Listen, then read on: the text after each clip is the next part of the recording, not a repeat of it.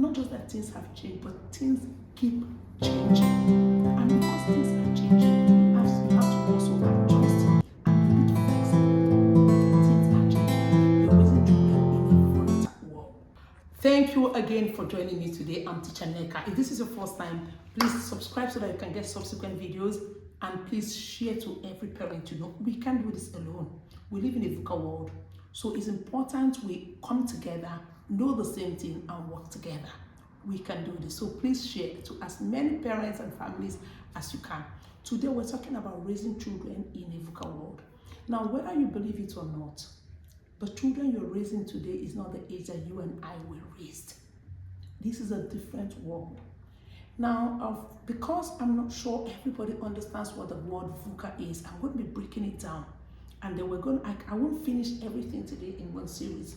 It's going to be a series, but I'll just jump start it today and subsequently. And that is why you have to subscribe. We have to look at how to help our children navigate in the VUCA world. But today I will introduce the VUCA world so that we can all have an idea of the world where we're raising children. Now, the word VUCA, V stands for volatile. We're raising children in a volatile world. Things have changed. Not just that things have changed, but things keep changing. And because things are changing, you have to also adjust and be a bit flexible. Things are changing. You're raising children in a volatile world. I shared in the last video how a 7-year-old child, seven-year-old child was telling his dad, you don't have to tell my friend that it's okay for my friend to choose what he wants to be, either he wants to be a boy or a girl. I'm not talking about abroad, I'm talking about here in Nigeria. A 7-year-old child. Things are changed. These are the things they pick from everywhere. We live in a volatile world. Now, 20, 30 years ago, nobody was confused about their gender. But right now, being confused is a part of life because things have changed. So you have to understand you're raising children in a volatile world. Mental health wasn't something that was, when we were growing up, if you said, oh, there was something wrong with your mind, you wouldn't even say that because you know where you're going to end up. But right now, when a child is under pressure, it's mental health. Mental health, we're talking about things that never used to happen in our world, and it's being accepted, and that's actually the world they live in, and it's now being a part of their world. So things have actually changed, including their mindset. LGBTQ has come to stay. What we will do is, how do we help our children to navigate? Things have really changed. The school system has changed. Church has changed. We live in a volatile world. That is the part of the VUCA world. Now, it's very important you also understand that right now, because they talk a lot about mental health, having a therapist or going to a therapist is part of regular curriculum that they do in school. Like everybody from primary 3, when you have a challenge, you go to a therapist. So now children prefer to even talk to therapists and to their parents. And so one of the things you have to do, knowing that you live in a VUCA world, is that number one, you have to be your child's first therapist. Since going to therapy is part of it, there's nothing wrong with that, but I'm just saying children are not even able to express. They would rather talk to people because they feel therapists will understand them more. And because we're so busy, we don't even have undivided attention to listen to them. So you have to understand that for you to still have your child, I'm not talking about teenagers, even when they're from age 5. You must be your child's first therapist. So one of the things to help you navigate and actually help your child stay connected in the VUCA world is that you have to be their first therapist. You have to have at least 2 hours of undivided attention, whether it's monthly or weekly, when you spend time with each child. Now, why this is helpful is that so that when they now go out into the world and they're introduced to therapists, which is one of the regular things, is one of the commonest things now, the children also understand that, oh, my mom is my first therapist, my dad is my first therapist. They can compare and filter what they hear from the therapist, or also they can draw from both ends. But I'm not that they're pushing all of their challenges and thinking, oh, until I see the therapist, because there's no therapy at all. The child doesn't have to know that you're taking them through a therapy session, but you on your own, look, I'm my child's first therapist. We live in a VUCA world. So sometimes you spend time not with all of them, but therapy, yes, you're your child's first therapist. You spend time, you dig in And if you have teenagers, it might be a bit difficult because you don't know how to dig in things from them. And that is where the table talk comes in. That's where the family table talk comes in. I'm not going to be talking about the family table talk now. And that is why you have to subscribe, because I'm going to be sharing about that in subsequent videos. How to have the family table talk that is effective so that you can actually dig in and know what is happening in the life of your teenager. So it's important you become your child's first therapist. You live in a Vuca world. You spend time. You just sit down and you start talking. Most times they just want to pour out. It's very important. Now, U stands for uncertainty. We live in a world of uncertainty. Whether we believe it or not, times have changed. God forbid, children go to school in the morning, and by the time they come back, they're orphans. We can't even explain what is happening anymore. So we have to also prepare for the uncertainty. Anything can happen. God forbid, we're not going to die. It's not part of what God has called us to. It's not part of the covenant. But we also have to know we live in a world full of uncertainties. COVID just came. So many children lost both parents. Life just happens. So part of what we have to do to prepare for uncertainty is to keep asking yourself, is this child prepared? Have I poured in a lot into this child? If anything happens to me today and I disappear or something happens, is this child even able to survive on their own? These are the questions we have to ask, and the things, not just to ask these questions, to go ahead and do things about it. Another major thing we have to also do, that considering the world we live in, so many parents and so many families are a bit secretive. I shared with a man that said after he lost his father, his mother was the person that knew everything about their household. She was the strong woman in the house that held everything together, including their father. So while they were preparing the burial, their mother also died. And that was how he said they lost properties. He lived abroad, and all the things, the properties he's bought here, everything his father owned and the things they owned, and all of that lost. It was lost. So he said he made a decision that it will not happen to his children. So he said, we had a conversation once. I mean, he's one of my parents in the children. He said he made a decision that every month he has a flash drive where he updates that the people that owe him are in that flash drive. People that are owing, that he is owing, are inside of that flash drive. That his properties, everything is in that flash drive.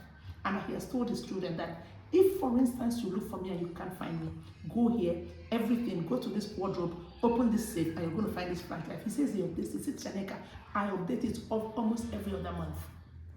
It is wisdom, we have to glean from it, because anything can happen. So many of us will work so hard, only for us to work so hard, and it's been thrown out, and life can happen, and nobody can account for the things we worked for.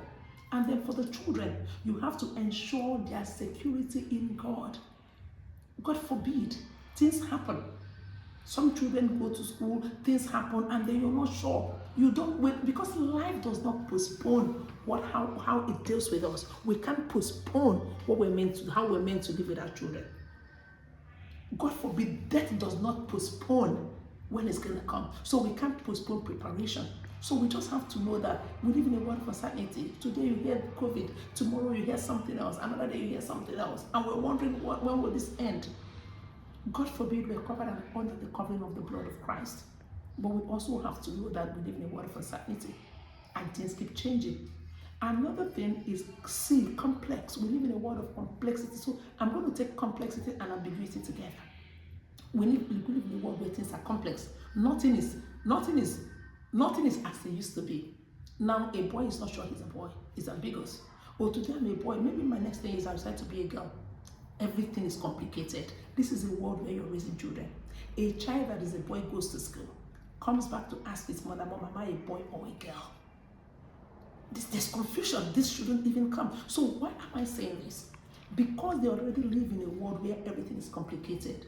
If there's anything you're teaching your children, please teach it, and teach it well. Example, let me even move back to spirituality. You just don't tell them you're born again. What does it mean to be born again?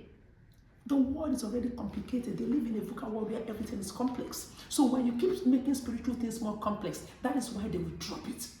So that is why I always say, if you want to teach your child one spiritual principle, maybe just salvation, you can take 3 months and you're still hammering on salvation. Whatever they know, they should know it and know it well. There's no ambiguity.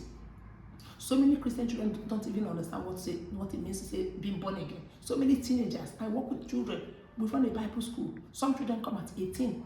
You say, okay, you're born again. What does it mean to be born again? And they're telling you, oh, when I gave my life to Christ, I became born again. What does that mean? Teacher Neka, going to church, obeying God. They don't even understand who they are in Christ. So how are they going to stand? By the time they go into the Vuca world where everything is complicated, where everything is ambiguous, they confuse them and make them feel their faith is not strong enough and they drop it. So whatever it is you're doing, because they live in a world that's already complicated, you have to make sure they know it and they know it well. Especially their Christian faith, the little things we teach them, the little things, what about communion? They don't understand it. Things are complicated. So we live in a world where things are already, is a complex world, is ambiguous. Do not make it worse for them. From the home front, anything you want to teach it well. And then when you tell them to do things, let them know why you want them to do it. It's very important. That is very important. Let them know, why am I doing this? Mom, why do you want me to do this? Dad, why do you want me to do this? Just do it. You don't have to ask questions. That is wrong. You're raising them in a world where things are complicated. It's a complex world. So the reason why they ask questions is because they are also in a world filled with information, but also with complexities. So if you want to tell them to do something, let them understand why. And then again, if there's anything you must introduce to them, introduce it well. And then when they ask you questions, please, it's okay to say, I do not know. Or, okay, I'm going to get details. But don't let it hang. Life is complicated. They don't ask you questions because they don't even know where to start from. Your 2-year-old is confused. Your 7-year-old is confused. 17-year-old is confused. 37 is confused. We are also confused. Everybody is confused. Probably in the next 5 years, they're going to say it's okay for children to start getting married at 9. Okay for siblings to get married. It's okay for, it's just, it keeps changing. It keeps changing. It keeps coming. So I want to encourage us. We're raising children in a Vuca world. How do you help them navigate? I'm going to be taking time to talk about this in series. It's not something we're going to finish in one day. One thing is that you have to tell them, though you live in a Vuca world, there's still a standard. And that standard will start from your home. The Bible is a standard. First, you have to have a discussion with them for them to know, look, you guys live in a Vuca world, and you take time to explain what a Vuca world is. So you tell them, when you go out and things are complicated, that doesn't mean God made it complicated. We have a standard. And that is why the Bible will have to be your standard at home. So in the Vuca world, it's okay, but at home, this is the original standard. The Bible is the standard. And that is why family Bible study is a must in your home. You tell them, no matter what is happening, the world is complex, this is our standard. Everything is ambiguous, this is our standard. Oh, we live in a world of uncertainty, this is our standard. Things are changing, this hasn't changed. The Bible, where there's no standard, the children are going to it's like being a free radical. I'm not talking about church, I'm talking about creating a standard at home. Having a family value statement, and making sure to have those conversations that you live in a Vuca world, but we have a standard, and this is what is going to help us navigate. So by the time you keep having family Bible study time, and you keep acting it out, not just teaching it, they understand. By the time they leave home, they've already picked a standard. So they're not just vulnerable. Even when they hear these things, they're like, okay, but I think I have a standard. There's something to actually weigh it with, something to filter, something to look at, something to compare, instead of thinking the Vuca world is what it is. We're raising children in the Vuca world. I'm going to continue with the series. This is just for us to open it up, for us to understand. Times have changed, a lot has changed, and a lot is yet going to change. But there's nothing. God saw 2024. God has seen 2030. God has seen 2040. God is not overwhelmed. We cannot be overwhelmed. God is giving us wisdom on how to navigate and how to help our children navigate. So I want to encourage you again, please remember to share to as many parents as possible. Subscribe so that you can get subsequent videos as we continue to talk about all of these things yet to come, coming already, and then how do we navigate. God bless you.